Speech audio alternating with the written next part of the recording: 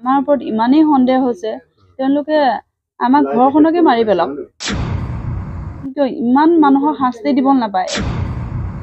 এজন মানুহকটো শেষ কৰিলে কৰাৰ পিছত ঘৰখনৰ কেনেকুৱা এটা অৱস্থা হ'ব পাৰে তাৰ পিছতো তেওঁলোকৰ প্ৰেছাৰটো আমাৰ ঘৰখনৰ ওপৰত যদি তেওঁলোকে কিবা প্ৰমাণ পাইছে কিবা তথ্য আছে তেওঁলোকে আমাৰ ঘৰখনৰ সম্পূৰ্ণ মাৰি পেলাওক সেইটোৱে তেওঁলোকে তথ্য সংগ্ৰহ কৰাত আমাৰ কোনো আপত্তি নাই কিন্তু আমাক সোনকালে ন্যায়টো দিব লাগে যাতে আমাৰ ঘৰখনকে ইমান প্ৰেছাৰ দি তেওঁলোকে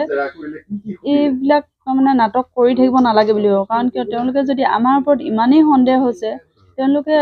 আমাৰ ঘৰখনকে মাৰি পেলাওক সেইটোৱে কৈছোঁ মানে কাৰণ কিয় ইমান মানুহক শাস্তি দিব নাপায় এজন মানুহকটো শেষ কৰিলে কৰাৰ পিছত ঘৰখনৰ কেনেকুৱা এটা অৱস্থা হ'ব পাৰে তাৰ পিছতো তেওঁলোকৰ প্ৰেছাৰটো আমাৰ ঘৰখনৰ ওপৰত যদি তেওঁলোকে কিবা প্ৰমাণ পাইছে কিবা তথ্য আছে তেওঁলোকে আমাৰ ঘৰখনৰ সম্পূৰ্ণ মাৰি পেলাওক কিন্তু আমাক ইমান শাস্তি দিব নালাগে মই সেইটোৱে অনুৰোধ জনাওঁ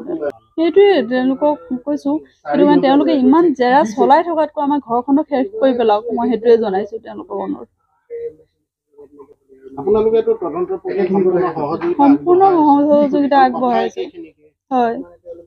একেখিনি কথাকে সোধে কিন্তু পাকে পকাৰে সুধি থাকে কিজানি আমি ভুল কৰিছোঁ উলিয়াব পাৰোঁ নেকি কিন্তু আমি ভুল কৰিলেহে ক'ব পাৰোঁ